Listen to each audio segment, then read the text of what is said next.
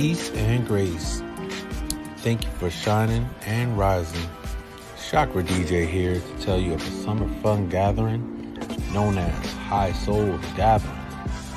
It begins the final Friday of May and continues each month until August. It's held in the beautiful green sceneries of Tabernacle, New Jersey.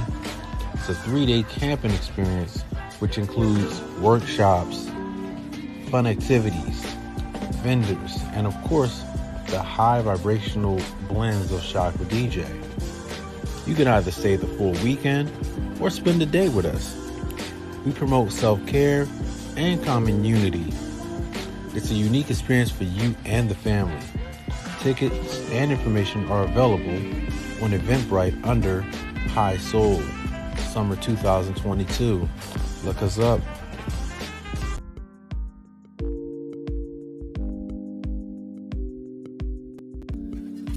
Peace, y'all. Welcome to another Planetary broadcast. I am Sunshine Monet. Thank you for joining me. Today we'll be going over, actually because I missed last week with you guys, we'll actually be starting from the new moon. Because you guys know I go by the Sumerian calendar. So we'll be starting off with the new moon. And then we'll be leading up until next Monday. And then I'll see you guys again next week. All right. At the end, when we finish talking about the planets, the asteroids, and everything else, I'm going to do a collective reading for everybody to take you for the rest of the week. And then I'll see you next moon day. All right. So, as you guys know, I like to initiate with the Kabbalah, the teachings of the Kabbalah. And what that is, we do not study astrology so that we can learn how to draw up people's horoscopes. Actually, on the contrary, the purpose of Kabbalistic astrology is to rise above the influences of the cosmos and take control over our own lives. So the zodiac sign, which we're born into, transmits to us all the negative and positive traits that we will need to affect our own transformation. However, the signs of the zodiacs are not the cause of our personality traits. They're actually the effect of our personality traits. And our karma from our previous lives determine which sign we needed to be born under in order to acquire the necessary traits and attributes that follow us and allow us to correct and transform previous negative activity. So your behavior from your previous life is why you have the signs you have now. And the signs you will have in your next life are going to be determined by how you live today. So my goal is actually to have a planetary alignment that doesn't even put me on Earth. That's the goal. The zodiac is merely the mechanism that the soul uses to ensure that particular qualities are infused into it at birth. And the patriarch Abraham was actually the first Kabbalistic astrologer some 3,800 years ago. And he wrote a book called The Book of Formation, and contained within it are all the secrets of the universe, including knowledge of astrology and cosmology. So, that's pretty much it as far as why we go over the cosmos. What is the purpose of the cosmos, especially for my naysayers in the back. Getting into the actual planetary forecast. So just going off today alone, today we started off the day with the sun in Taurus in the 9th house ruled by Aries in the tropical chart. As we know, the tropical chart is all about our psyche. This is our mindset, how we think, why we think the way we think, the thoughts behind our thinking, our psychological factor. Our sidereal actually deals with our heart chakra, and that's fun. That's all about your emotions, how you feel, what makes you feel what you feel and how you feel it, things of that nature. So with the sun, which is our ego self, it's actually sitting in Taurus in the 9th house in Aries in our psyche. So our mind is rooted in that pleasure-seeking energy. If you guys want to tap into my previous new moon calendar reading, I went over Taurus energy and things like that. And just basically the vibe for your psyche ego is to find balance in your pleasure-seeking sensors. For those of you who like to suppress and oppress yourself and tell yourself you don't deserve pleasure, you don't deserve happiness, or you don't deserve to celebrate yourself, or you don't deserve attention and all these things like that, you have to find an equilibrium for yourself. For those of you who overindulge in attention, who overindulge in pleasure seeking and satisfying your pleasures, you too need to find an equilibrium in your space, in your ego psyche. And this is sitting in the ninth house, which is all about traveling and communication and traveling and changing philosophies. So it's like, whatever you find yourself, hold on, let me come up with it. Let me take my time real quick. But whatever you find yourself studying, this is actually what's going to assist you in this area of your life: pleasure seeking, your pinnacles, love and romance. And this is sitting in your feminine heart chakra. All right. As you know, all parts of your body have all the chakras. We are infinite beings. It's really dope to study us. If you guys are interested in one-on-one readings, just let me know. But this is sitting in your feminine side of your heart chakra. So this is your inner heart, the psyche of your inner heart. And then when we get into the sidereal, which actually does deal with your heart, we're dealing with Aries energy, which is the feminine solar plexus energy. So your ego is rooted in this energy of taking initiative, new beginnings, right? That warrior-like energy. A lot of you guys, I know there's some vigilantes out there, the ego rooted in being a warrior, and that's beautiful. Just be mindful, balance in all things. And that's sitting in the solar plexus. So that's sitting in the powerful energy of folks. The moon today, we started off the day with the moon in our masculine third eye chakra, with it being in Leo, in the first house, ruled by Leo, as all the babies born around this time are now like Leo ascendants in our tropical, Virgo ascendants in our not Virgo, Cancer ascendants in our sidereal, and that's fun. The moon is our feminine self. This is our inward self, how we feel about ourselves, etc., etc. And this is sitting in that Leo energy of like being tapped into your inner child, right? Being tapped into your creative side. We know that fire takes the air up in the room, so be mindful of that overbearing energy that Leo energy can bring, especially when you're at your comfort zone. You usually don't think too much when you're around people you're comfortable with, but sometimes we tend to make people we're comfortable around uncomfortable. So be mindful of that. And that's sitting in the first house, which is your ascendant, your mask, how you present yourself to others and how you expect others to present themselves to you. As far as our sidereal dealing with our heart, we are dealing with the moon still in Leo. So whether we're dealing with our tropical, which is our psyche, or our heart, which is our sidereal, we're still dealing with that energy of Leo, tapping into our childhood like energy, being creative, tapping into your creativity energy. If you don't say hello to your sacral chakra too often, this is a beautiful time to say hello to that sacral chakra. Now your Mercury is like your decision-making mind, your decision-making skills, how you think, how you communicate, how you absorb information. And that's sitting in Gemini in the 10th house of Taurus right now. So for all my quick-witted people out there, just be mindful of those sharp tongues that you have.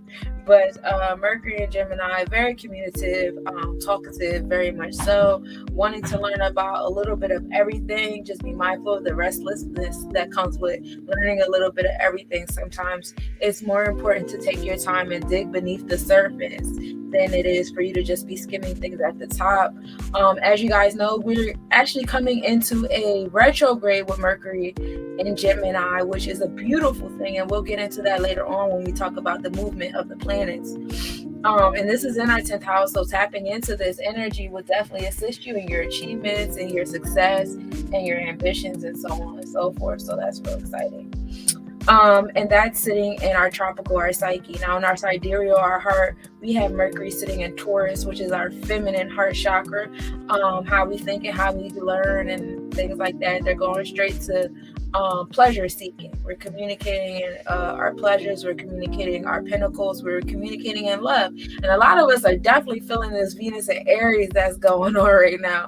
Venus is in Aries in our tropical chart in the 8th house of Pisces, creating transformation. We know Aries energy is all about new beginnings, right?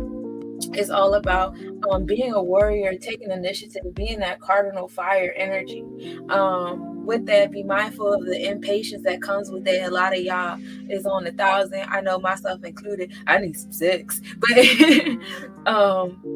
for those of you guys, just be mindful, be careful with overindulging in this energy, as the sun in Taurus, like we talked about before, is talking.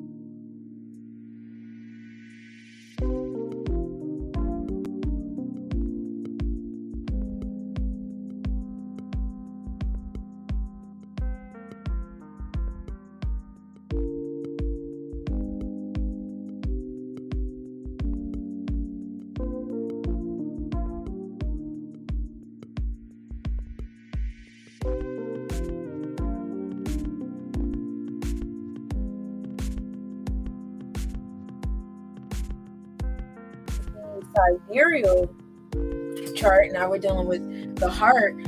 We're dealing with Venus and Aquarius energy, so that detached energy. This is for my suppressors in the back that love to suppress their pleasure-seeking sensors. Don't just be mindful. Create an equilibrium in the space. You can either find a balance between Venus and Aries and Venus and Aquarius, of being overly overbearing or being too detached, because you're so washed out from all the socializing. With the Aquarius energy, they socialize so much, they be around people so much that they don't even attach themselves to people anymore. It's kind of like overdoing it, and you want to be mindful of becoming detached. We don't want to be detached either. Our Mars is your ambition, your motivation, what gets you going, what gets you up, things of that nature. And right now we're dealing with Mars and our tropical chart, which is our psyche chart. It's actually in our feminine sacral chakra, sitting in Pisces in the 7th house, ruled by Aquarius. So our ambition is rooted in our intuition, right? We know that Pisces energy is all about your intuition, all about learning that duality. You're either swimming with the current or against the current. It's your world.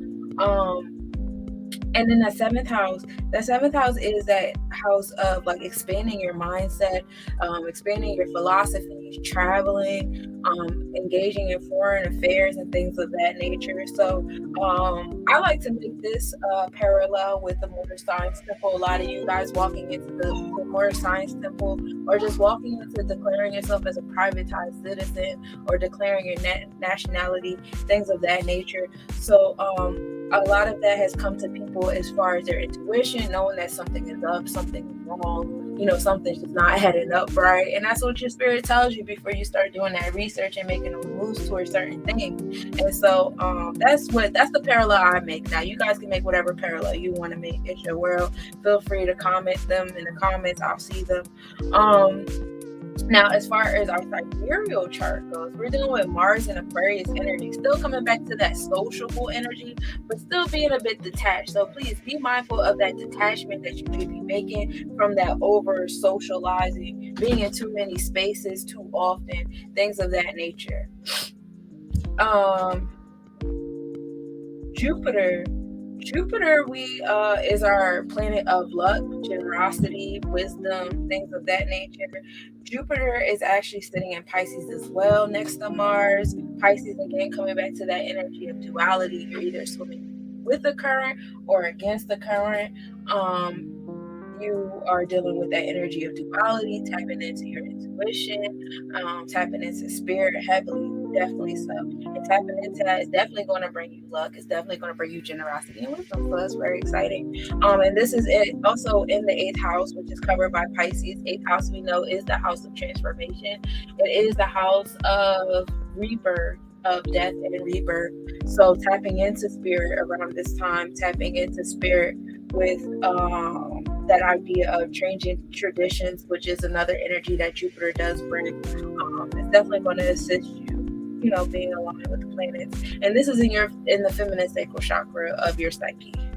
Now, when we get into the sidereal, Jupiter is still in Pisces energy, still in that feminine sacral chakra. So your heart and your mind are in unison in this space. So when it comes to Mars and Jupiter, we on one accord.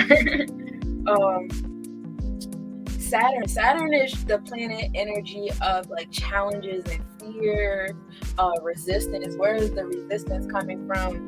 during this week. Saturn usually takes about a full year to change zodiac signs. However, Saturn and Jupiter have been speeding up a little bit. I see y'all. Okay, okay, okay. So Saturn is actually in Aquarius in the sixth house, ruled by Capricorn, and that's dealing with the tropical chart, which is our psyche. Don't forget that part. And with the challenges and fears in that, it's still coming back to that energy of over socializing yourself. For a lot of my healers in the back have been burning themselves out, especially the first couple of years of this COVID situation.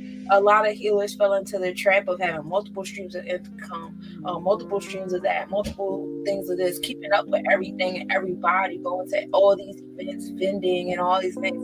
You're going to burn yourself out doing that, and that's also going to harden your heart doing that, because you're putting yourself in spaces that you have no business being in, just to be still being a part of the world. And when you come into terms with your gifts, I tell people this all the time, you can't be straddling matrices with your gift. You have to pick a side. You're either going to be on the side of healing and bringing things back into God and into one, or you're going to keep putting your trust in man. You can't do both. You can't serve two masters. So really like meditate on that, and really, find out what that means for you. What the straddling matrices mean to you? What does it mean to you to put your trust in God instead of in man in all things, not just the things that's in our comfort zone?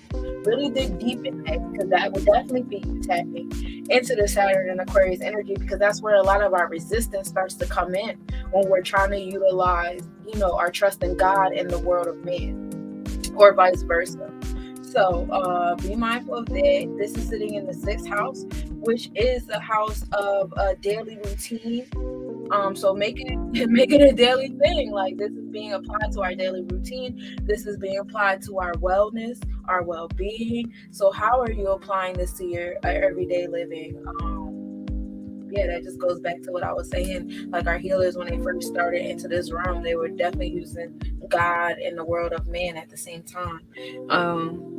In addition to that, you'll see a lot of resistance coming in the social realms and the social circles.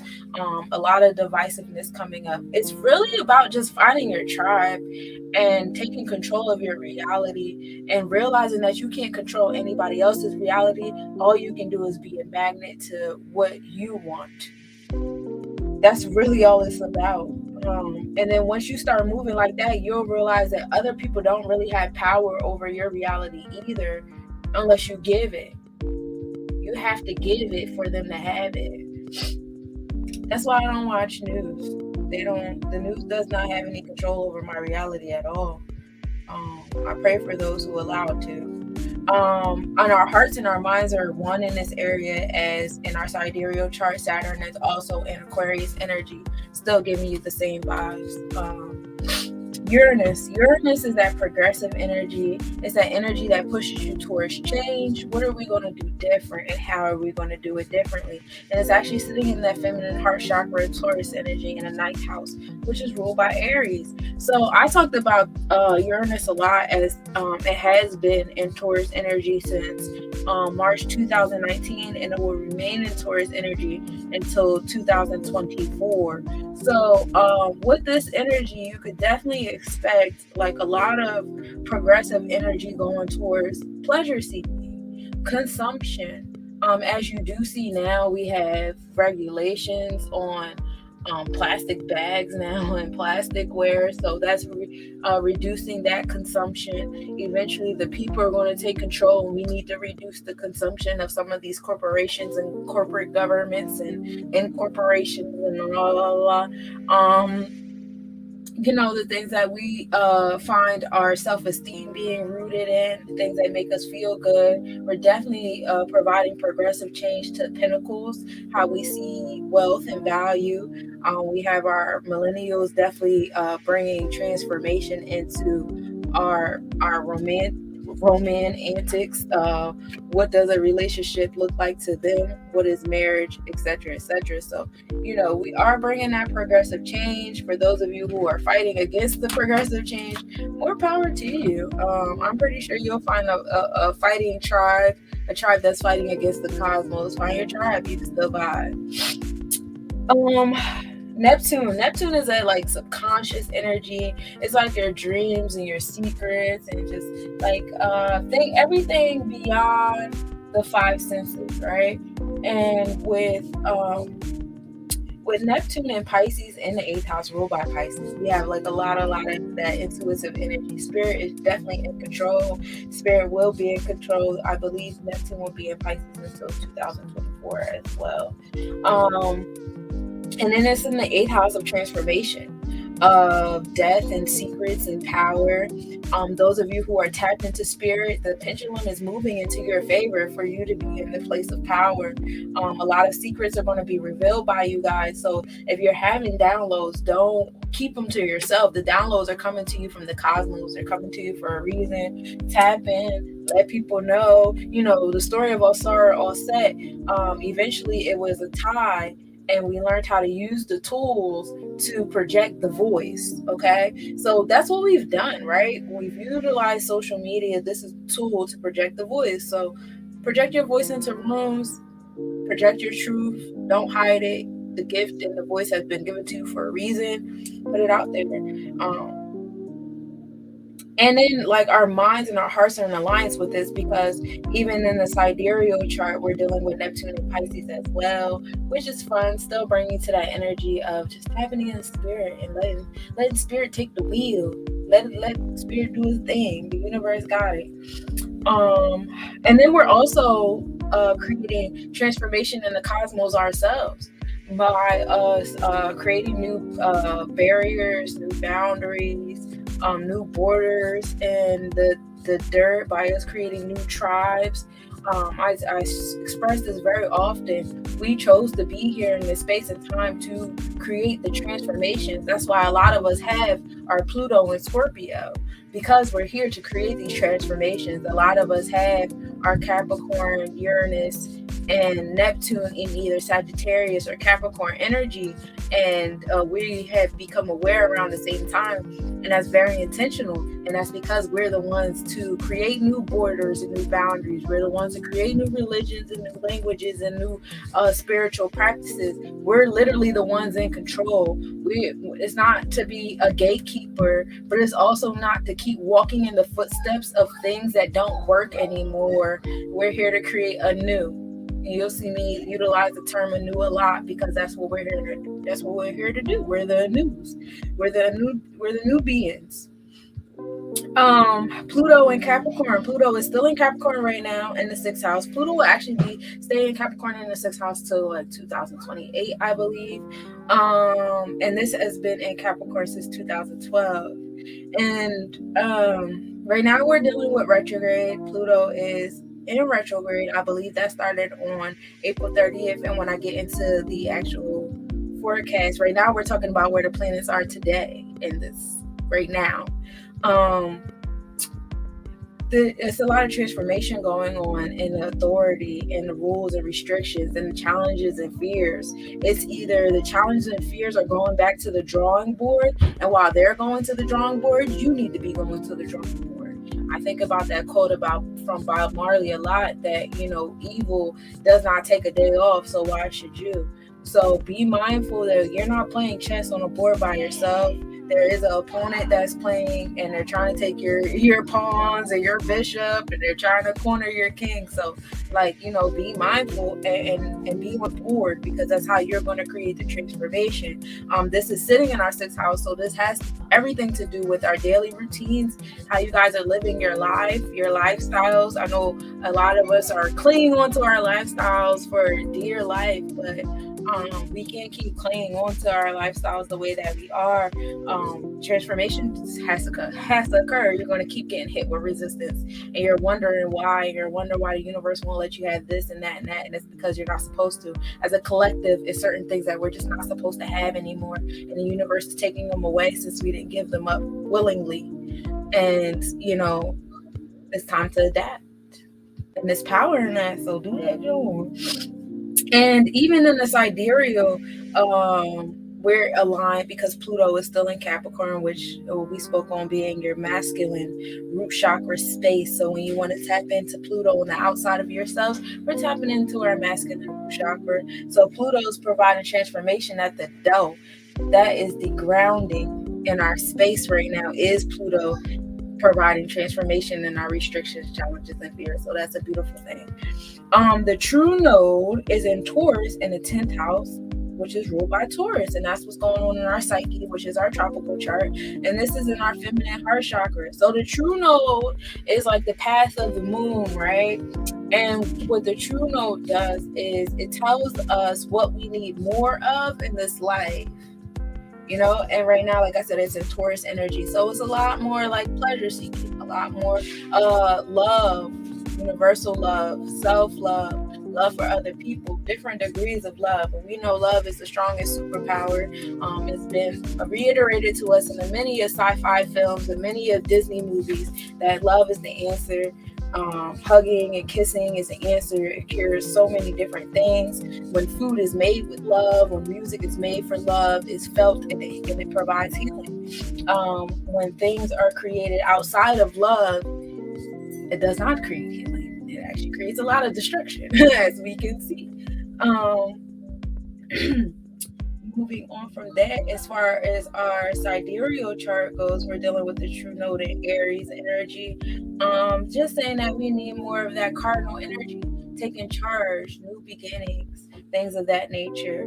Our ascendant energy, which is our mask, this is our personality, this has a big effect on our physical appearance as well, is in Virgo in our psyche, which is our tropical chart, in the first house of Leo. That's ruled by Leo. So this actually changes every 4 hours, which is why it's really important to know what time you were born to know what your ascending sign is. But this is the east horizon line that the sun rises on, and it sets the tone for the rest of the houses, for those of you guys who don't know. And then in our sidereal, we actually have our ascendant sitting in Leo, which is our masculine third eye chakra. Our masculine crown chakra, and that's pretty exciting. As far as not either, do both. In your psyche, you're tapped into that being analytical, being of servitude, manifesting, and then in your heart, you're tapped into your creativity and tapping into that childlike energy of yourself. Our midheaven is sitting in Gemini in the 10th house of Taurus. So midheaven is the middle sky. You know, when you look straight up, what's in the middle, and it actually changes 1 degree every 4 minutes. So that's another good reason to know why.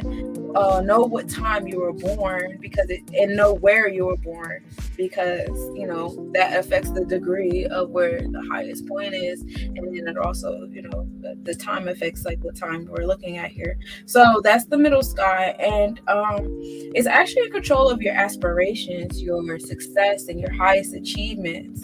You always wonder how long the ascendant energy lasted. Yeah, they move pretty fast. In the retrograde and moving forward moves like every, I think, 8 to 12 hours. We're either going in retrograde or moving forward. It's a lot back and forth.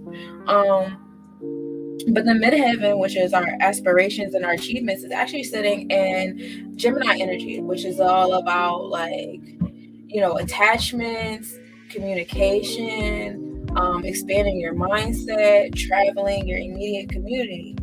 A lot of your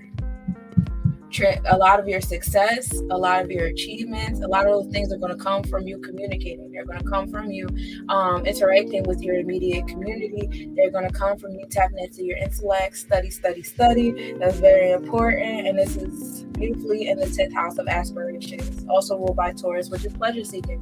You're going to feel good after this. And then your sidereal, which is your heart, has your midheaven and Taurus, which is your feminine heart chakra. And basically, your achievements are going to come from, in your heart, tapping into what makes you feel good. And a lot of that's going to come from talking to spirit. A lot of that's going to come from you grounding yourself, meditating. I told you guys last month, go outside, take your shoes off. It's so many meteor showers going into the soil. Your feet should be going into the soil and catching those waves. Our Lilith is actually in retrograde right now. It's in Cancer in the 11th house, ruled by Gemini. Lilith is like your pleasure, seeking energy, but it's more like the forbidden fruit, if you will. This is the part of yourself that you probably suppress a lot, and it probably triggers you when you see the other people, whether it triggers you in a sensual way, a way of curiosity, or it triggers you like it's pissing you off. But it's more so, but this is a reflection of who you are and what you actually find yourself like attracted to. And right now it's in that Cancer energy. So funny because a couple weeks ago I was on Virgo Virgin Talk and we were slandering Cancer energy, my Lilith is not a Cancer; it's actually a Sagittarius. But this energy is basically like for those of you who are, I know there's some naysayers in the back that like to talk about, oh, everybody wants to be spiritual, everybody want to use crystals. I see y'all statuses, I unfollow y'all and unfriend y'all immediately because I don't like that kind of energy in my space.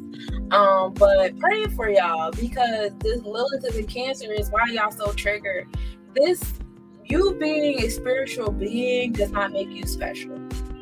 Let me get that, first and foremost. You being in tune with spirit, you being able to name crystals and herbs and stars and things, it doesn't make you special. I'm not special.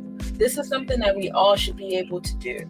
All right. This is something that we're all awakening to learn to do so that we can pass this information off to our seeds, so we could be teachers, so we can change our lifestyles, so we can change the way we interact with one another, the way we interact with our children and our elders and our previous selves and our present selves and our future selves. That's what all of this is for. So, to get upset that the collective is gaining this knowledge is nonsensical. And also to think that you're special and you should hoard this knowledge and keep it to yourself and you're not going to feel special if everybody else knows it is also nonsensical. The goal is to get everybody to know it, because when we learn it as a collective, we can make strides towards real change that we want to make change with in this realm.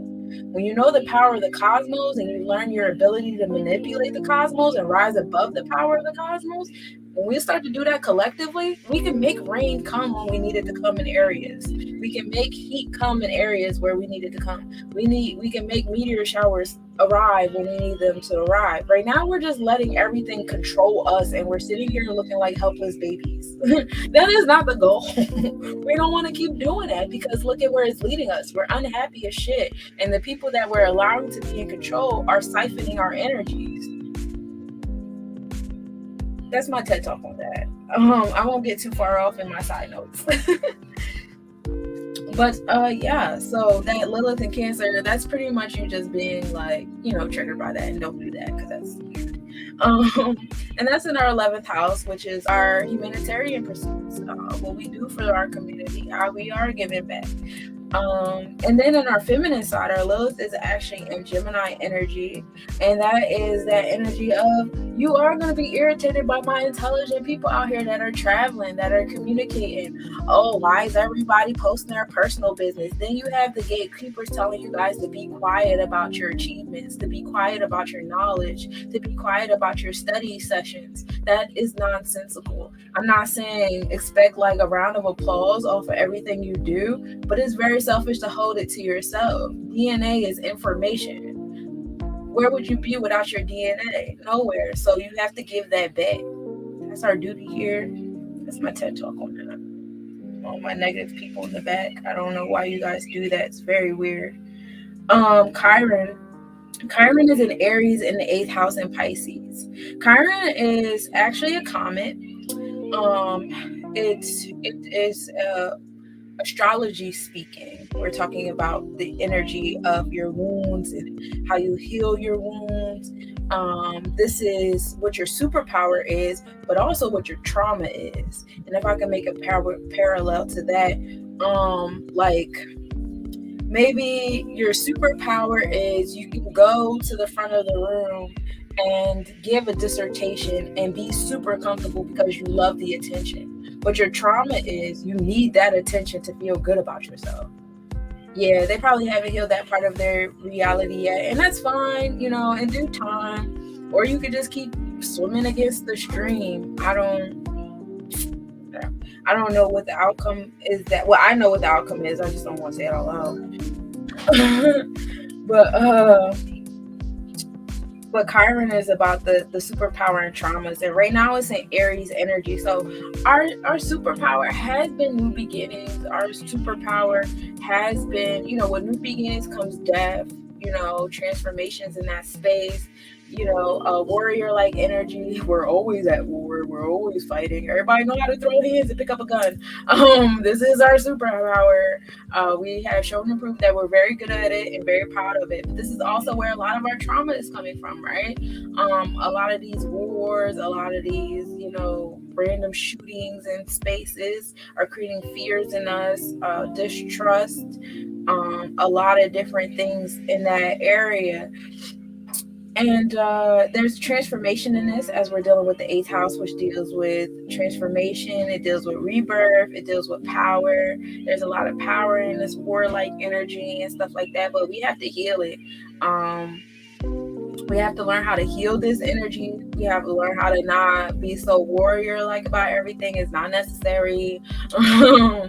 This eighth house is calling for transformation, and the eighth house is being ruled by Pisces. So the transformation is whatever you tap into spirit and find out it is for you.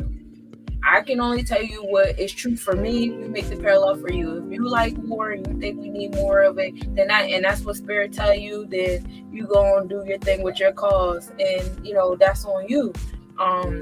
In my space, I feel like we've had enough war. Everybody that showed and proved who wears the biggest pants. It was cute, I guess, whatever. We need to transform the way we communicate. We need to transform the way we interact when we disagree with one another, when we want control over something. It's just the idea of control, period. A lot of those things need to be transformed and transmuted. When we get into the sidereal, which is our heart, Chiron is actually in Pisces, so we actually have to heal our relationship with spirit. We spent many, many generations ignoring spirit. We spent many, many generations being afraid of spirit, being taught to be afraid of spirit. We've had spirit hung and whooped out of us. We've had spirit, we've been angry at spirit, It's a lot of energy that we have to heal with our relationship with our intuition, our relationship with our multiple selves within and the selves without, and healing that is definitely a superpower in that. Our superpower definitely is coming from spirit, and we definitely have our traumas with spirit, and just gotta don't heal that joint. Ceres is an asteroid, and right now it's in Gemini in the 11th house, ruled by Gemini. And Ceres is actually all about nurturing, how you wish to be nurtured, how you nurture others. It deals with attachment and loss, how you deal with those things. It's sitting in that feminine throat chakra. So, communicating in this space, again, Gemini energy is all about communication. It's all about that community, the commune, the co-op type energy. That's what we're dealing with here. Everybody wants to be a part of a community. This is time to get your tribe and vibe. If you want to stay a capitalist, find your capitalist friends. If you want to, find a new way of living, find those friends. Everybody, we're not monolithic, and we've never been monolithic. The point is learning how to coexist peacefully amongst our differences. We don't have to be monolithic. We don't all have to be the same. My way of healing doesn't have to be your way of healing. The way I want to live on a daily basis doesn't have to be the way you want to live on a daily basis. It doesn't make either one of us right or wrong. It's about learning how to accept the way each other want to be and learn how to coexist. You know what? Even though I'm cool with whatever you're doing, I don't want that in my tribe, but I still rock with you, and I'm going to come visit sometimes. Like, things like that. In my space, in my mind, that's what I get out of that. And that's in our 11th house, which is our humanitarian pursuits. And then when we get into our sidereal, which is our heart, we're still dealing with that Gemini energy of community, communication, and expanding ourselves in that intellectual realm, and with our throat chakra as an expression. Pallas is an asteroid. It deals with talents in the arts, wisdom, defense, justice. It also deals with our intuition, how we focus on things and strategize, and also how we can go too far. So Pallas actually was cool with Athena. The story of Pallas and Athena, they were placed who were fighting, and Pallas accidentally killed Athena. So now Pallas is Pallas Athena, and so the idea of that is like she was talented and she could whoop ass, but she also had the tendency to take things too far. So this is what you're good at, this is what you have wisdom at, but this is also where you might go off the deep end. So chill, cuz. And right now it's in Taurus energy, that pleasure seeking energy, that consuming, being tapped into, whatever you want to do when you want to do it. And I know that a lot of that is coming from the Pentacles. A lot of us have been praying for better days with the money. A lot of us have been manifesting the fall of the dollar. A lot of us have been manifesting the fall of the economy and the idea of this monetary lifestyle altogether. A lot of us have been praying for that, manifesting it, doing a rain dance for it, and the cosmos are answering it. You know what I'm saying? So with Pallas in this Taurus energy, that pleasure seeking energy, the energy of consumption, your pentacles, and how you pursue love, is sitting in a ninth house of traveling and new philosophies and gaining a new mindset, and that is being ruled by that Aries energy of new beginnings. So that's pretty dope. Just be mindful of not taking it too far with that pleasure seeking and the pentacles and all that stuff like that, because you're going to drain yourself out. You're going to drain yourself out. I don't care if you're like, oh, I'm my own boss. You're your own boss and you still draining yourself out the way somebody that wasn't you being your boss. That doesn't make sense. You shouldn't be as drained out or more drained out. That's not something to aspire to. For those of you guys who follow me regularly, y'all know I cannot stand the marketing of Black excellence. I know for a fact that was a very soft way of saying go back to slavery, go back to holding up the economy while we sit in our house and be scared of coronas. And cool, be scared of coronas because the UV rays is increasing, baby, and it ain't for you. At the same token, I'm not finna be out here keeping up the economy on Facebook, Instagram, and YouTube and all that while y'all sit in the crib and y'all just watching my TikTok videos so y'all can copy my shit and make money off of it, because as like there's nothing new under the sun.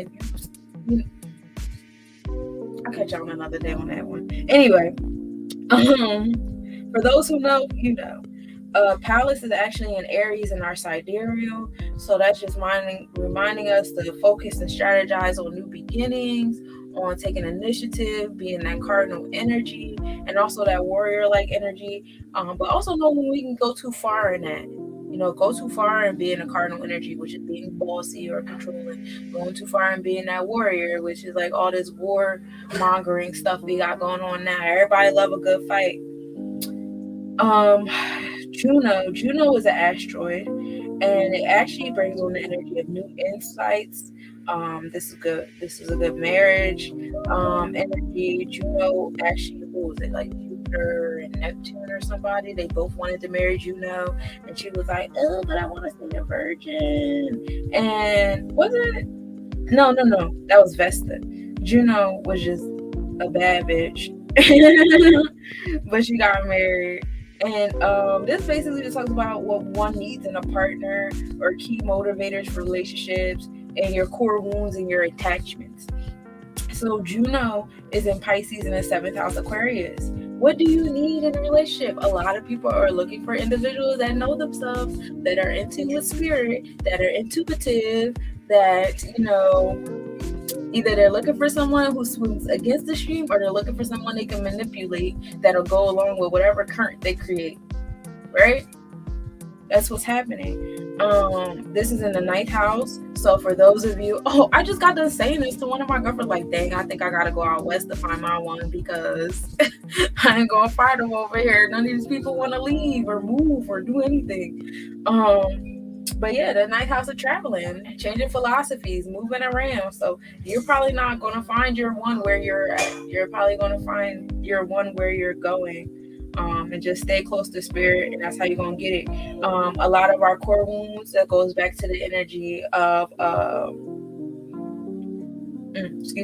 Chiron being in Pisces in our feminine chart, but a lot of our core wounds is coming from that spirit energy too.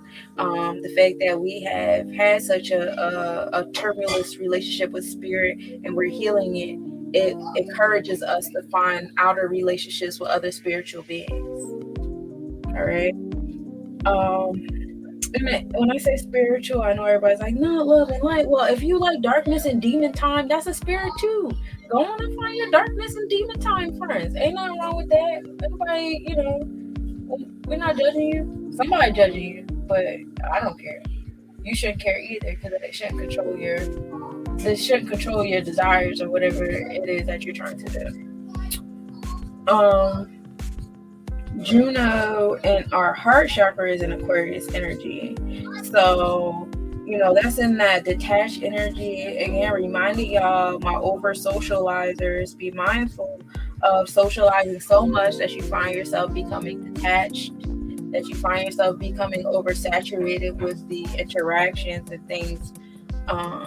And a lot of us, we have that in a core wound. We've been in so many relationships. We don't really want to be in a new one in that way. We've been in so many friendships. It's like, oh, another one, or, things like that. So just be mindful that over socializing that has created a detachment, and, go ahead and work on healing that. It's not wrong with it.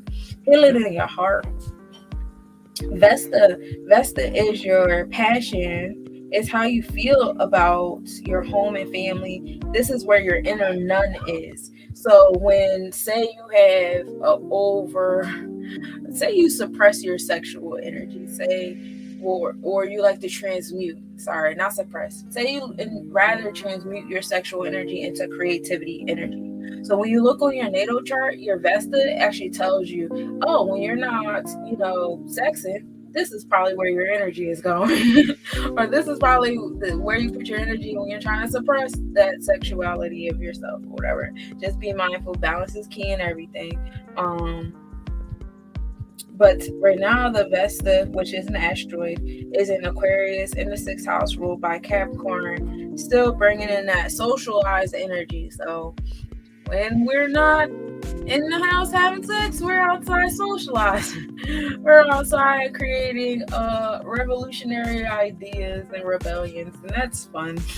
And this is in the 6th house of our daily routines. This house is actually ruled by Capricorn right now, so there's a lot of resistance in this. Some restrictions, some challenges, some fears being met on.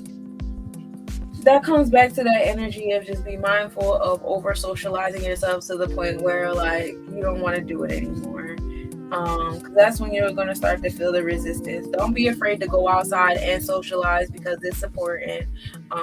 You're not going to lose yourself. No one's going to stab you in the face. Those kids that flushed you in the toilet when you were a kid, they're not around anymore. And there's a lot of different things you could do in response to that now. You don't have to keep walking around like a wounded puppy. As far as your sidereal, we're still in Aquarius energy, so definitely want you guys to find some balance in this socializing and this passion and being a revolutionary, but also be mindful of that detachment energy. Aries is a planet outside of Pluto. Aries is an interesting planet. It gives off the energy of Venus and Lilith, as this is another bad bitch. And this energy actually is very slow, as it moves slower than Pluto. So, and it's the feminine Mars energy. So what this planet does is, while Mars is going around destroying and creating transformations and destructing, Aries kind of goes behind that and says, sweet, let me build things up as Pluto takes it all down. And that's what that energy does. Hold on 1 second. Yeah, so that's what that energy does. It also works alongside of Mars, being the feminine balance to Mars. All right, so when Mars is, going around being all masculine warrior, like the feminine warrior, like, will come up and be like, yeah, co-sign that, John. There's a lot of historical events to support this. We can get into that later. But Aries is in Aries, in the ninth house ruled by Aries. So it's a lot of fire energy on Aries. Aries actually has been in Aries.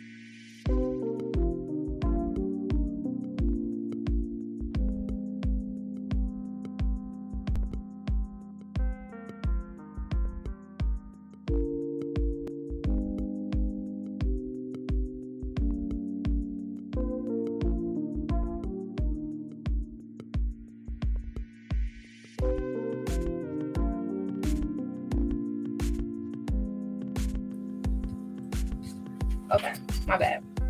So Aries, being ruled by that Aries energy, it's like a lot of warrior-like energy, reminding everybody to just find some balance in this warrior-like energy. I know a lot of us, when we first had like the awakening, our initial emotions are anger and confusion, and especially when you start to see like we get a lot of the fear-mongering information first, a lot of like, learned helplessness information first, and make you feel like, well, how do I get out of this?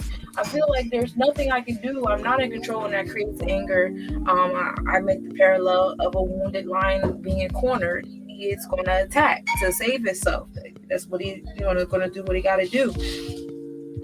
This Aries energy is just us, like, holding into that.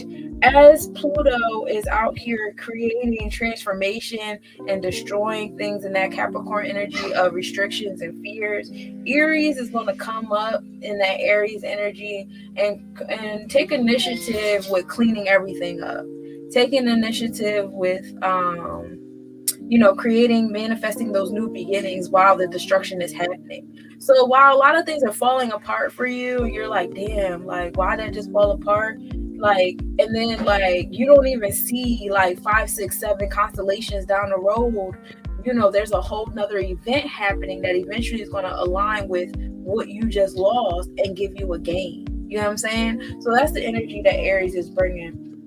And then in the feminine, which is our sidereal, Aries is still in Aries. We're still dealing with our feminine solar plexus chakra. So when you tap into your powerhouse, you'll be tapped into this energy. And then last but most certainly not least, we have our fortune, which is in Sagittarius in the 4th house of Scorpio energy.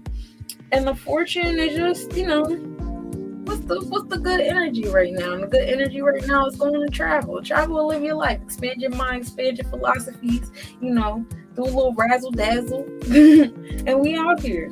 And then on the sidereal, it's actually in Scorpio energy, creating a transformation, sitting in that seat of power, going to let that stuff die off and let the new things come on. It's great and fun, and that's what we have just today alone. Today is a good day. Today is a good day to be tapped in. On our tropical, just to let y'all know what our alignments are, on the tropical chart in Taurus, which is our feminine heart chakra, we have the sun, which is our ego, Uranus, which is progressive energy, True Node, which is energy we need more of, and Pallas, which is our passions and our wisdom and defense, focus and strategy. So that's what we have going on in Taurus energy, our feminine heart chakra, and our psyche, which is tropical. As far as Pisces goes, peace. Pisces is in our feminine sacral chakra, feminine side of our sacral chakra. We're still dealing with the trifocal, which is our psyche chart. We have Mars, which is our motivation, Jupiter, which is our generosity and luck, Neptune, which is our subconscious, and Juno, which is our insights and what we want in a partner and love and, marriage and stuff like that. Um, Still dealing with the tropical chart and our feminine solar plexus, which is our powerhouse. We in our Aries energy, we have Venus, which is our pleasure-seeking sensors, Chiron, which is how we heal from wounds, our superpower slash trauma energy, and Aries, which is that cleanup sis, that cleanup warrior sis. All right, so that's when we have that in our powerhouse. When we get into our sidereal, which is our heart, we are dealing in our feminine solar plexus chakra, which is Aries energy. We're dealing with the sun, which is our ego of our heart, Uranus, which is the progressive energy of our heart, the true node, which is the energy we need more of, Pallas, which is our talents in the arts, how we focus and strategize and go too far, and Aries, which is our cleanup sis. In Aquarius, which is our feminine root chakra, right at the gate, we have Venus, which is how we obtain our pinnacles, our pleasure seeking, Mars, which is our ambition, Saturn, which is our challenges and fears, Juno, which is our marriage, how we find the one, and Vesta, which is like how we transmute our sexual energies.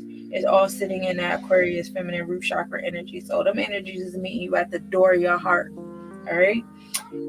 And Taurus energy, which is our feminine heart chakra, we have Mercury, which is our communication, decision making, and our midheaven, which is our aspirations, our greatest achievements. All right. And Pisces, our feminine sacral chakra. We have Jupiter, which is our generosity, Neptune, which is our subconscious, and Chiron, which is our healing, superpower, and trauma. So that's sitting right in the sacral chakra, our pleasure seeking. Okay.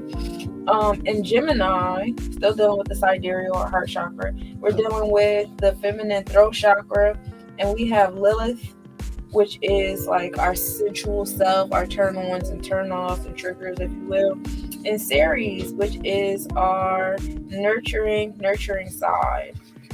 And that's fun. So that's what we have so far on that journey. And that is just today. All the alignments we got going on today. So when you tap into your chakras on the outside of you, those are the planets you'll be touching. And then if you want information, I can teach you how to turn your natal chart and place them into your chakra centers, so you know what chakra, what planets you're speaking to, what houses you're speaking to when you're speaking to certain chakras on yourself, you know, in alliance with what's going on outside of you. And that happens in my one-on-one energy awareness coaching sessions. So hit me up if you guys are interested. I do a lot. I teach a lot. How you doing chakras, numbers, herbs, cosmos, not just astrology, but also astronomy, because knowing both is important. Geology. We touch all of those things in the energy awareness courses. Okay, so now we're actually going to get into the dates. We're going to start with the new moon on April 30th because I missed you guys last week. And we just had like a lot of celestial happenings, you know? My phone technology is resisting me. I'm in the shadow of the retrograde. Actually, Mercury retrogrades don't really bother me. They bother my technology, and I honestly don't care. But April 30th, of course, we had the new moon at 0 degrees. The moon rise was at 5:59. The moon set at 7:55, and it was in Taurus. On April 30th, Pluto was stationary at 2:05 a.m. before it began the retrograde. Venus and Jupiter were at minimal angle, and then at conjunction around 2 p.m. Between 3 p.m. and 5:30 p.m. And then we had a partial solar eclipse at 4:51 p.m. So like between like 4 o'clock and like 6 o'clock was a good time. If you guys were tapped into me, I did a live meditation outside. I was barefoot. It was great. May 1st, we had the new moon at 0 degrees, still in Taurus. The moon and Uranus were actually in conjunction.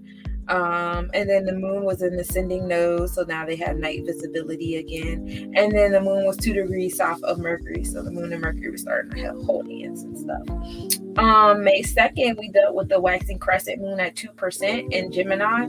Waxing crescent moon is actually the moon of regeneration. This is a good time to start new projects, having green aventuring on your space or body altar. And hit me up if you guys do like to have wire wrap stones. I also do that.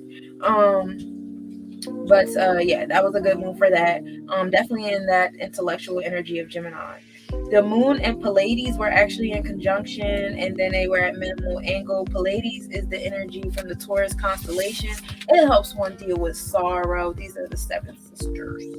The moon and Mercury were in conjunction and minimal angle. The moon and Aldebaran was in conjunction, and Aldebaran is actually a star in the Scorpius constellation.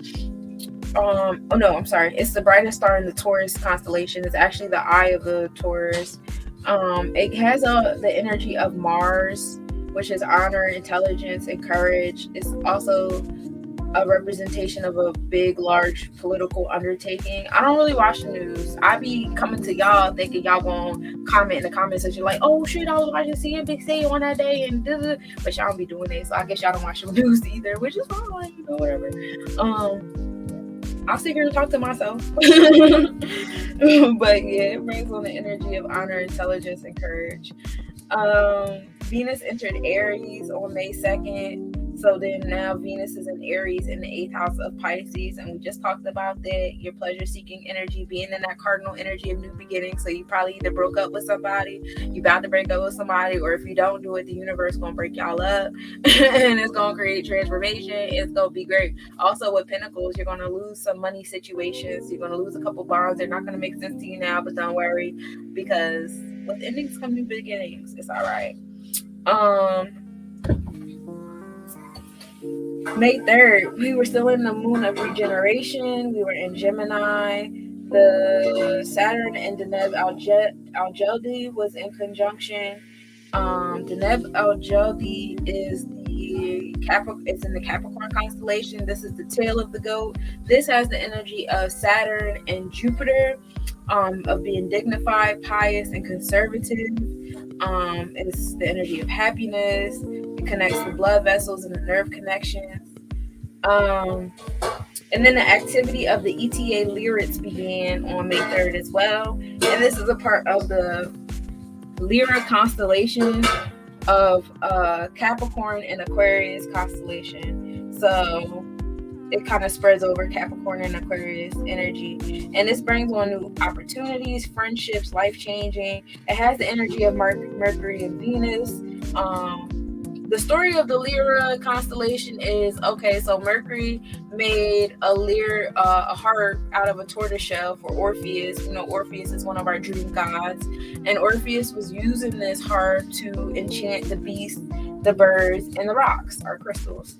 As we know, all living beings have EMFs. So he was enchanting them with them. Eventually, Orpheus was killed, and Mercury was ordered to put the harp into the sky, and that's where the Lyra constellation came from.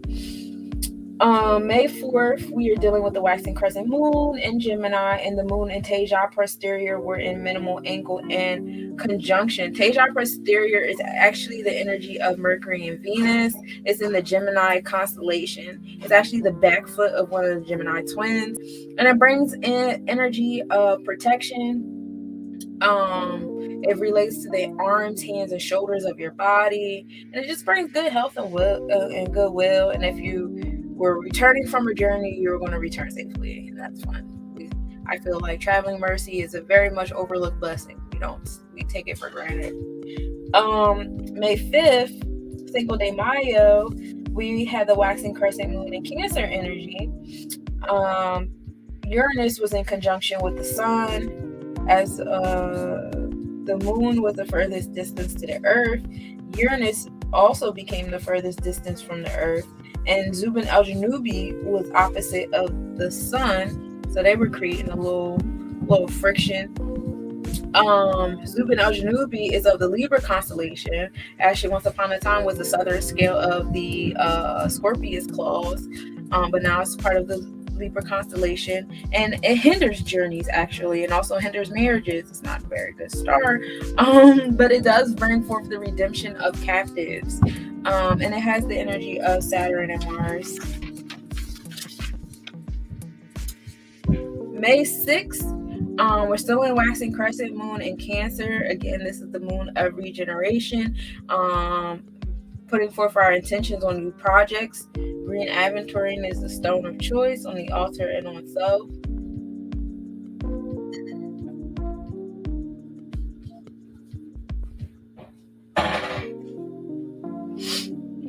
Vesta and Deneb Al-Jildi are actually a minimal angle, with Vesta being 0.9 degrees north-northwest. And we know that Deneb Al-Jildi is of the Capricorn constellation, bringing on the energy of Saturn and Jupiter, being conservative, bringing on happiness.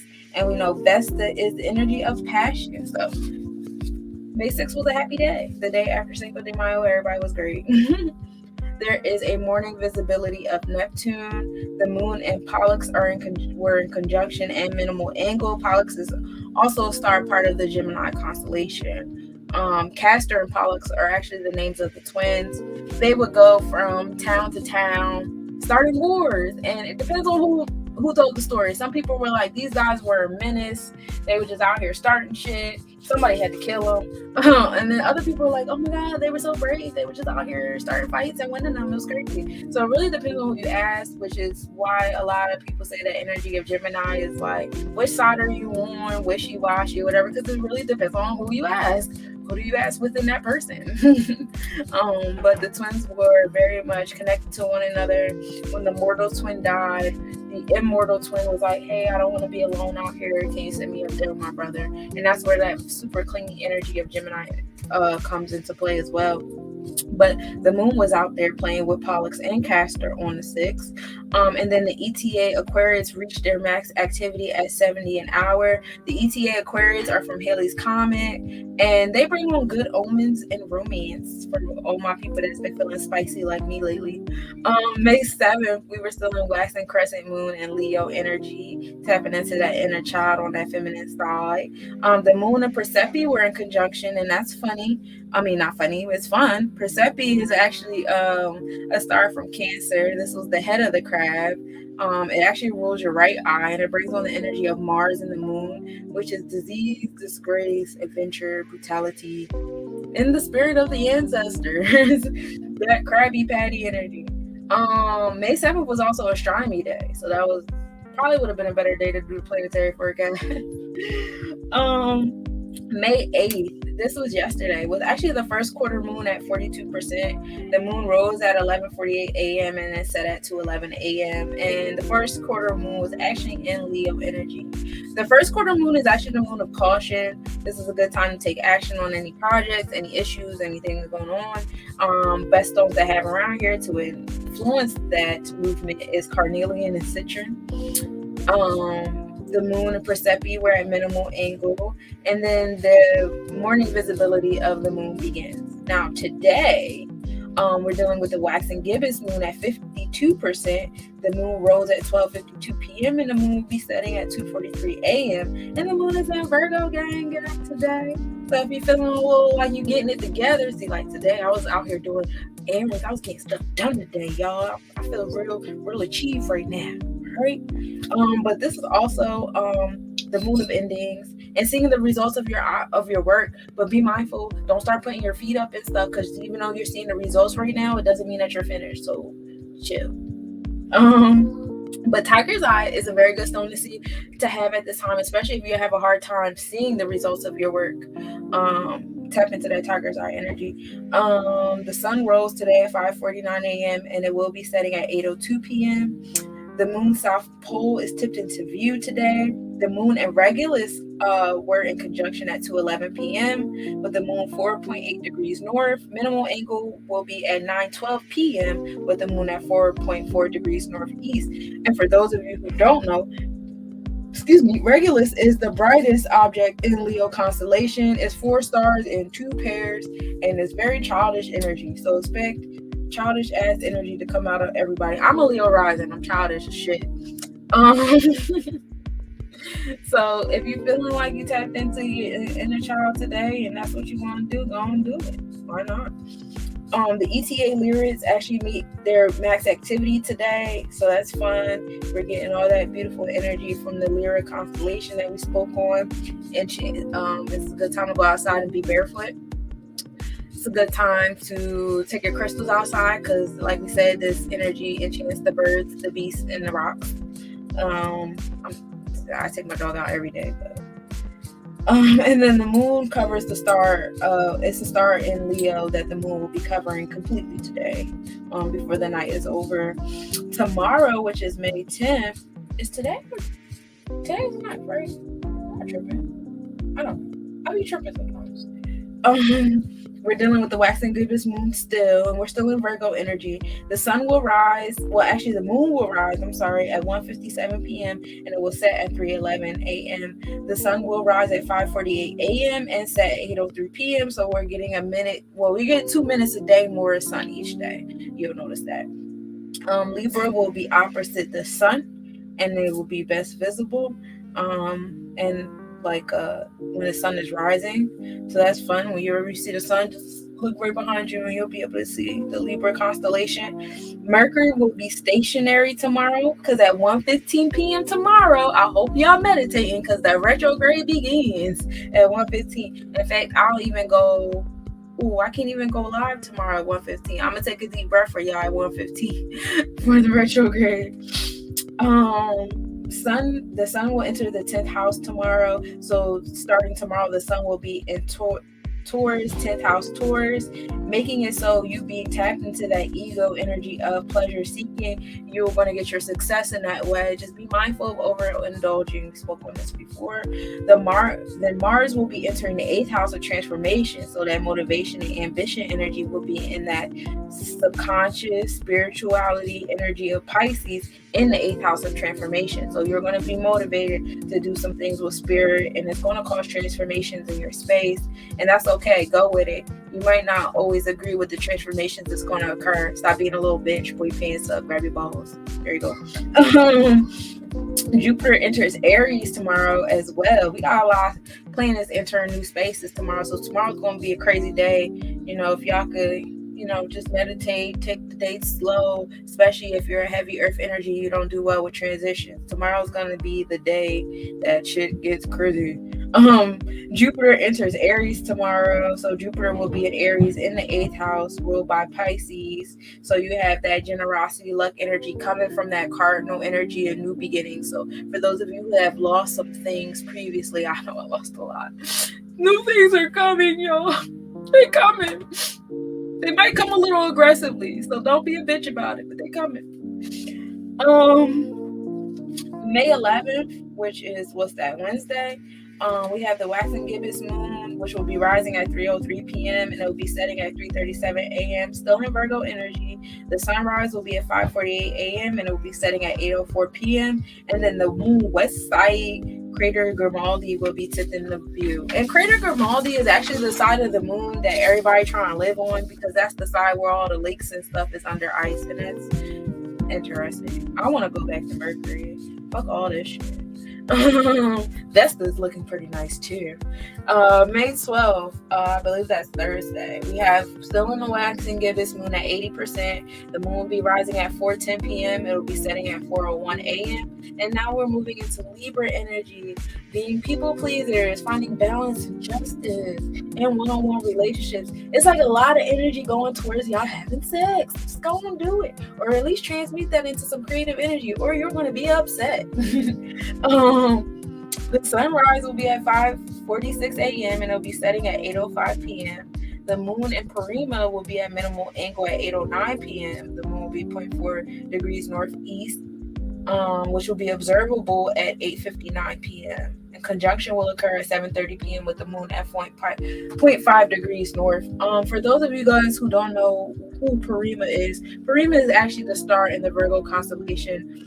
This brings on the goddess energy of prophecy. So being able to tap in, meditate, for those of you guys who are prophets who can see messages and stuff like that.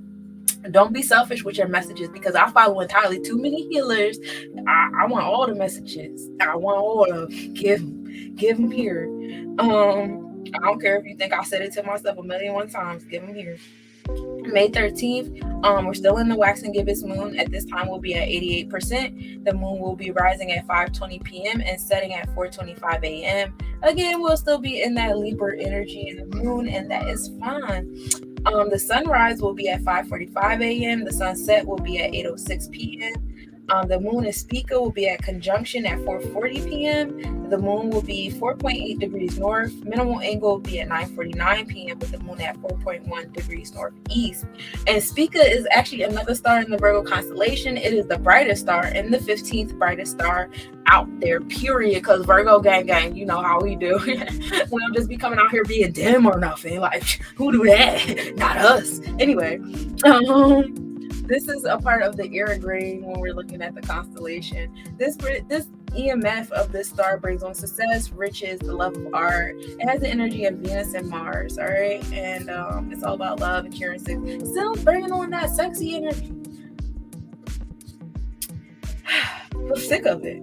The equation of time on May 13th, which is the sundial minus the watch time, will reach 3 minutes and 38 seconds, and the sun will be transiting early that day at 12:55 p.m. May 14th, we'll still be in waxing gibbous moon, this time at 95%. The moon will be rising at 6:34 p.m. and setting at 4:51 a.m. And we'll be dealing with the sexy ass Scorpio moon still. A whole bunch of sex energy, sex everywhere. The sunrise will be at 5:44 a.m. and setting at 8:07 p.m. And the ETA Lyrids from the Lyra constellation will end activity on the 14th.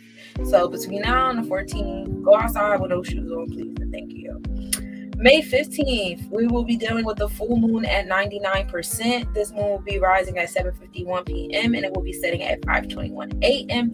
And the moon will be in Scorpio. We could have a Scorpio full moon with all this Taurus energy and Venus in fucking Aries. Oh my god. And I'll be home by myself, living my best life. The sunrise will be at 5:43 a.m. and it will set at 8:08 p.m. The moon in Zubin al-Janubi will be at minimal angle 8:35 a.m. with the moon at 0.4 degrees southwest. You'll actually be able to observe this at 4:45 a.m. if you guys be up. The conjunction is going to occur at 8:57 a.m. The moon will be 0.4 degrees south. For those of you who weren't around, Zubin al-Janubi is actually a part of the Libra constellation once upon a time. Before the colonists came and started colonizing the star borders, it was a part of the southern scale or the southern claw in the Scorpius constellation. And this deals with hindering journeys and marriages and stuff like that. So if you have intentions on going on a trip, it's not advised for you to go on this day, the 15th. Venus will actually be the largest distance to the sun at 6:33 a.m. and the moon will go into descending node on this day as well. So it'll be descending in Scorpio energy, telling y'all need a little bit less sex. May 16th, we will be dealing with the full moon at 100%. The moon will rise at 9:10 p.m. and it will set at 5:56 a.m. in the Scorpio constellation. The full moon is the moon of celebration and finishing projects, and the best stones to have at this time are, of course, moonstone and clear quartz. The full moon will actually be at 100% at 12:15 a.m. Just be mindful. And the sunrise will be at 5:43 a.m. It will set at 8:09 p.m. Also on this day, of course, we have another lunar eclipse. Well, actually, last time it was a solar eclipse. Now it's a lunar eclipse. It'll be at 12:11 a.m. right before we get to the full moon thing. So I would say, start meditating around midnight. That would be cool. Midnight to 1 a.m. would be a nice time to meditate on that full moon in Scorpio, which we know is all about transformation and rebirth and all that. Tell the universe, thank you. Thank you for snatching that bullshit out of my hand that I was holding on too tight up. Kind of forgot it was in my hand. I ain't gonna hold you. Just words of gratitude are very important. Shouts to Miss J. She made this beautiful live video talking about how you just need to start saying thank you before things are even given to you. Stop asking for shit all the time and just start saying thank you for the things that are coming your way. And that touched my spirit. I was here for it.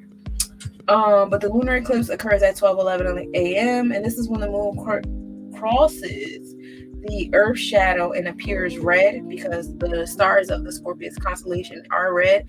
So this full moon is gonna be real sexy looking. I can't wait to go outside. I know pictures ain't gonna do it no justice though, but so mark your alarms for midnight. The moon in Dashuba will be at minimal angle at 12:39 p.m. The moon will be 0.7 degrees north-northeast. It will be observable at 4:49 a.m. and then the conjunction will be occurring at 12:27 p.m. with the moon at 0.7 degrees north. Dashuba is actually the star in Scorpius constellation. It brings on the energy of Mars and Saturn. It improves misfortune, but it brings on love. It kind of shows how durable love is. Like, see, when I do this to your love, you're still together, right? Oh, all right. Oh, y'all broke up? My bad. It's not durable. So stuff like that will happen, and that's fun. How durable is your shit? That's what that's gonna do. Then we're gonna deal with the morning visibility of Aries, so we can praise Mars in the AM. Moon and Graphias will be in conjunction at 1:56 p.m. The moon will be 2.4 degrees south of Graphias at minimal angle at 1:17 p.m. The moon will be 2.3 degrees south-southwest, and this will all be visible at 9:27 p.m. That's when you'll start to see the red moon, but it won't be quite full yet. It won't be full till midnight. And for those of you who don't know, Graphias sounds like gracias, is actually a part of the Scorpius constellation. It brings on the energy of Mars and Saturn, so it's a very warlike, restrictive, very strong energy. Be mindful if you guys decide to go outside and go socializing. Oh man, it's an earbud alert on my phone. I'm sorry. I hope they find her. It's a 4-year-old missing. Praises due. And then we'll be dealing with the PM visibility of the Scorpius constellation, so we'll be able to see those sexy stars. And then the moon and Aries will also be in conjunction on the day. The moon just gonna be busy on the 16th. So if you are ruled by the moon, to all my Cancer babies out there, I'm gonna pray for y'all. Y'all keep y'all emotions to yourself on that day. We ain't got time for that. My Cancer moons, my Cancer risings, I'm gonna need you to keep all that to yourself. my cancer Mercury is gonna be triggered. But Antares is a red and green star. This is actually in the heart of the Scorpius constellation. It brings on the energy of Mars and Jupiter, and it's like the vibe of being prideful, demanding, and liberal.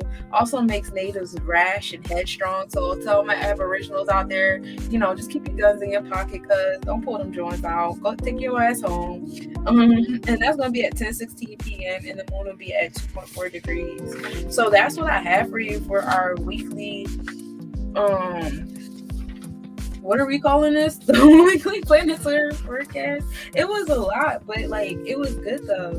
I was happy to be here. I hope y'all feel enlightened. I hope y'all feel like y'all learned some stuff. And for those of you who are just tapped in and dang, I missed it. This is also on Clubhouse. You guys can listen to it at any time as your background sounds while you guys live your lives. You don't have to watch my video. Or you can always tap into this on YouTube, as well as Facebook. So now I'm just going to get into the last part of this. I won't hold you guys too much longer. I want to do a collective reading for you guys. I really enjoyed doing the reading, the last planetary forecast. So I figure I'd do it again. What I did was I kind of went over each zodiac sign. I don't know if that was doing too much. So yeah, I'm just going to do that again. I'm going to do a quick reading of each zodiac sign so you guys can stay tuned and listen out for yours, and that be what it is, right?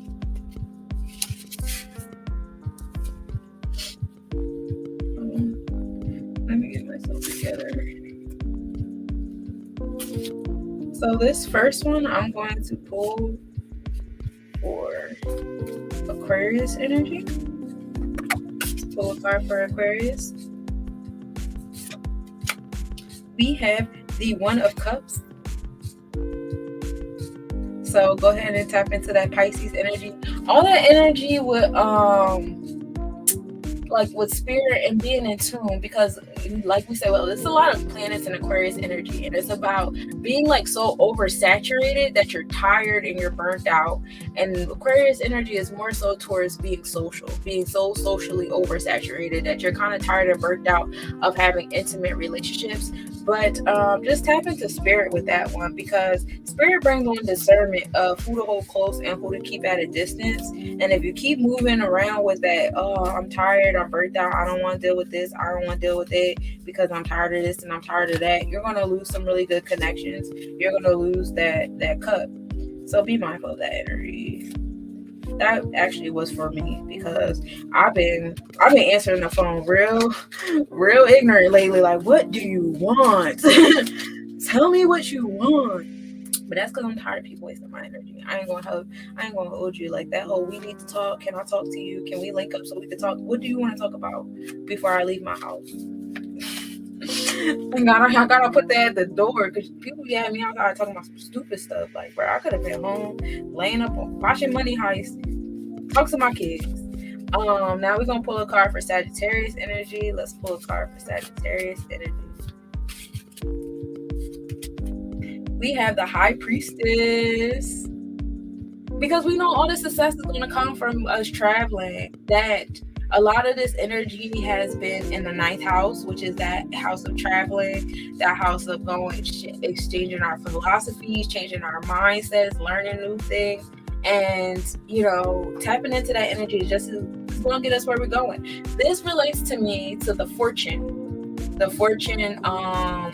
cosmo entity that we have in Sagittarius energy right now. That's where our fortune is going to come from, us expanding our philosophies, expanding our mindsets. If you notice, she has she has all the elements. She's absolutely an alchemist. She has all the elements in her hand. She's just making shit pop, and that's fly. Now we're going to pull a card for Capricorn. So let's pull a card for Capricorn energy. We have Temperance. Keep your cool during these, especially with this Mercury retrograde. Keep your cool.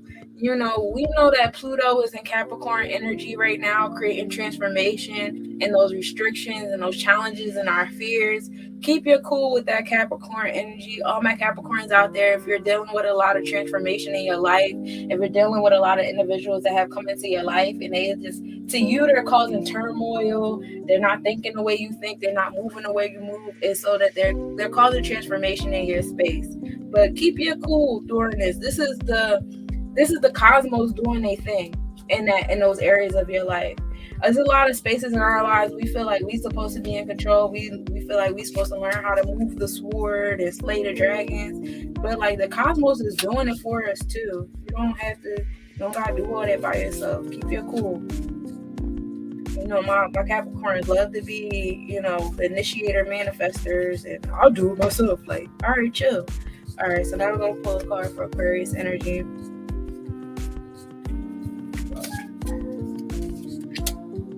We got the Four of Wands. 4 is the energy of stability. And see, look, socializing, intimate relationships, people coming together and being together, and it's fun. And we love it here. So just a reminder of that, like oversaturating your social skills to the point where you're lacking in intimacy. Come and bring it back from that. Like, it's okay. Let Spirit let you know who to be around. Let Spirit give you that discernment that you need. All right, now we're going to pull a card for Pisces energy. Let's pull a card for Pisces. We have the Star. Because you're supposed to be tapping into Pisces energy right now. The Spirit is here. Tap into Spirit for we have a lot of different placements in Pisces we touched on earlier. You guys can rewind back, but Mars, Jupiter, Neptune, and Juno are all reminding you, tap into the stars, get the Spirit, tap into the stars to find your tribe, to find your community, to find your loved one, tap into the stars for the abundance and everything else. Don't ask for stuff. Sometimes you can just ask questions. You don't have to ask for stuff, but then also say thank you. Now we're going to pull a card for Aries. Let's pull a card for Aries. Aries is the Knave of Wands. The Knave of Wands. This is getting things done. That cardinal energy of let's just get it done, right? So all my Aries out there, especially my Aries that are in tune. So I want to get it done, but be mindful when you're being controlling and be mindful when you're not utilizing that serenity. The serenity and discernment. Now we're gonna go with Scorpio. So let's pull a card for Scorpio.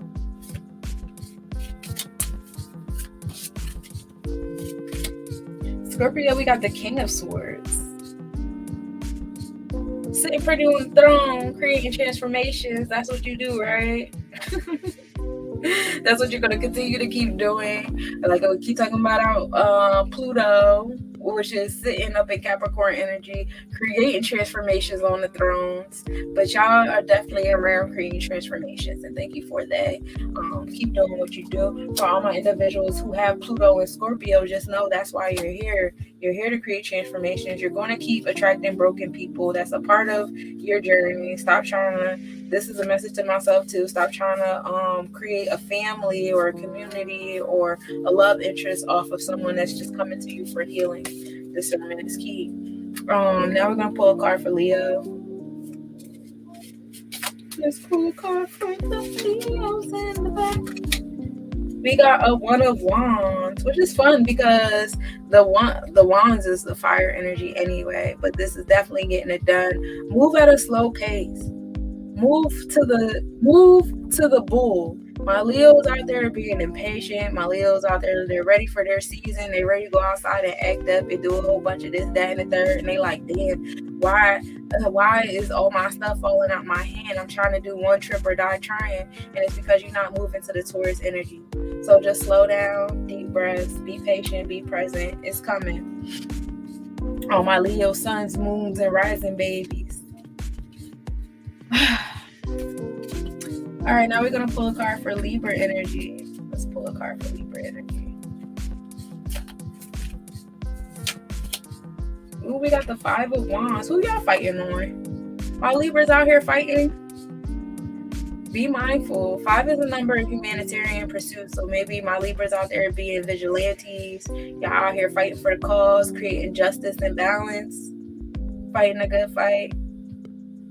Do your thug dizzle. Balance is key. But the Wands, that let me know that y'all getting it done now. Much appreciation to you, my Libras out there, fighting a good fight for us. Taurus energy. Let's pull a card for Taurus. Earth gang.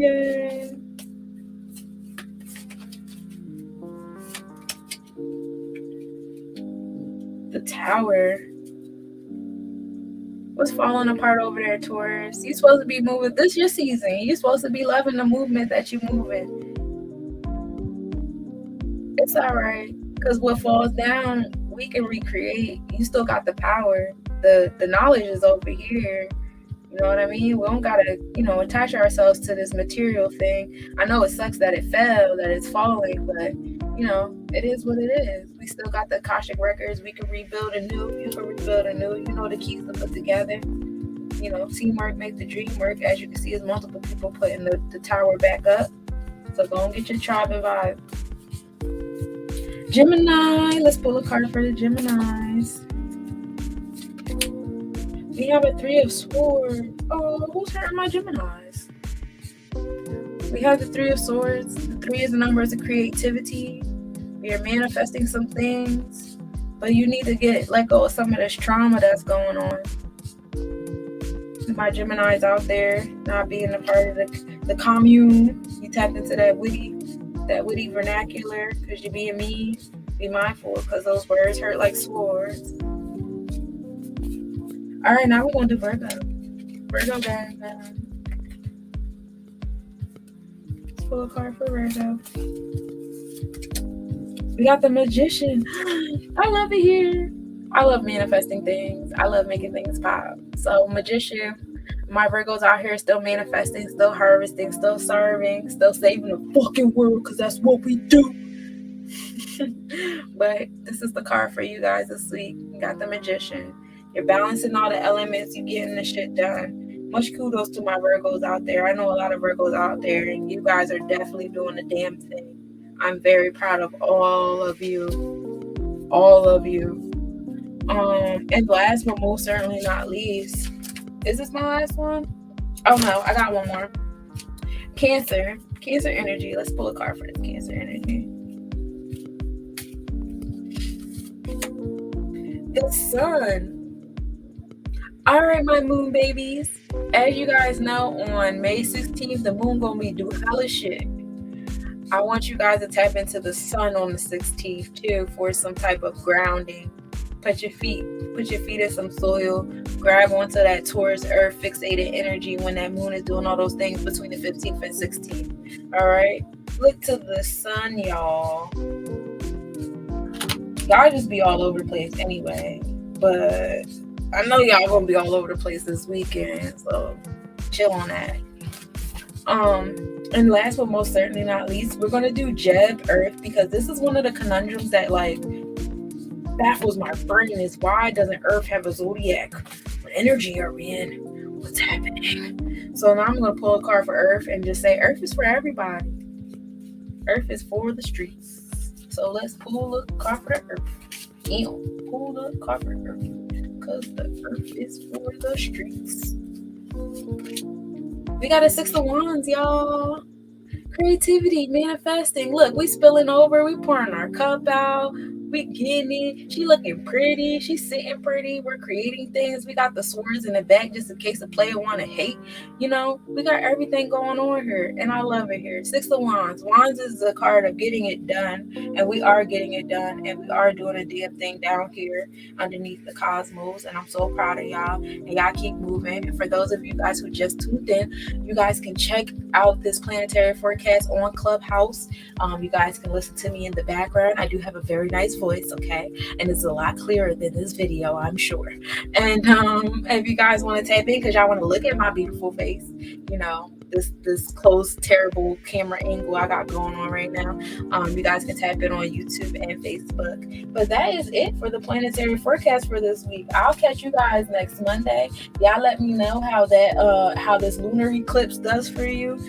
Tomorrow we got a lot of celestial happenings happening. On the 15th and 16th we got a lot of celestial happenings happening.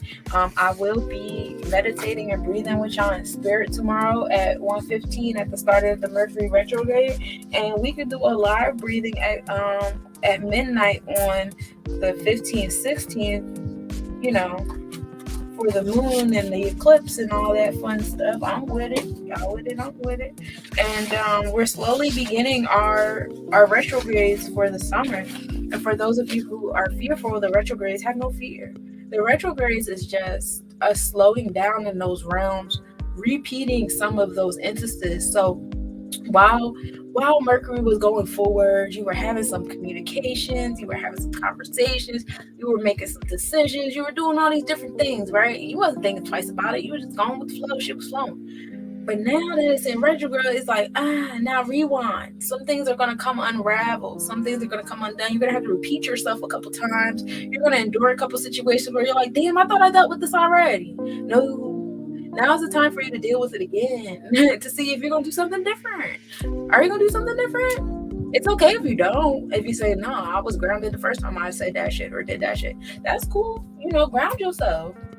But the retrograde is giving you a chance to do it again. The retrograde is giving you a chance to slow down, take a deep breath, figure it out. And then we have the Pluto retrograde happening in Capricorn energy, which is giving us a chance to slow down in that realm of transformation, slow down in that realm of claiming our power, because it could be a lot, right? It could be a lot at one time. It could be very exhausting. It could be very overwhelming if you jump into it and you didn't dip your toe in it first. You ever jump in cold water before you dip your toe in? You wasn't ready, okay? And it may have made you fall back or go in a fetal position or whatever fuck. And it's just like, you know what? This Pluto retrograde is giving you an opportunity to slow down. And it's beautiful that it's happening under the Taurus sun of this slow ass Taurus energy. Like, you know, we here for it. Just slow down, because Gemini energy is gonna pull up on you, and it's gonna be quick. Then Cancer energy, you're gonna be out here in your feelings, and then Leo energy, that happens like that. And then you're back to wintertime again, especially if you live in Jersey. I hate it over here. I can't wait to be near some sun and the equator. It's ridiculous. But yeah, like, allow the season to be slow. That's what it's supposed to be. Stop fighting against it. Stop ignoring your nap times. If your brain is saying, bitch, and time for a nap is time for a nap. Why would you keep yourself awake past space and time? Like, you don't know why you gotta go to sleep. You might have to go somewhere.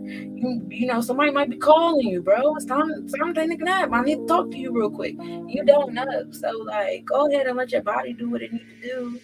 Go on and listen. I know in this realm, we have been taught to trust trust man before God. No, I gotta go to work. No, I gotta make money. No, I gotta pay my bills. No, I gotta go buy this medicine. I gotta go get these plane tickets. Did you know that those are all examples of putting man before God? I want y'all to meditate on that. What does it mean when we say put man before God? What does it mean when we say put God before man? I want y'all to meditate on that, especially during the Scorpio moon, because that's areas where we really need heavy transformation at. So that's it. That's all I got for y'all. I thank y'all for tuning in. Y'all been lit. Thank you guys so much for the comments on the side. Please share this. Please subscribe to my YouTube. Please follow me on Facebook, Less Nobodies. Please, add me on Clubhouse. I'm on Clubhouse if you guys are just tuning in. This recording will also be on Clubhouse. You can listen to in the background while you do what you do. But that's all I got for y'all. I love y'all. Peace.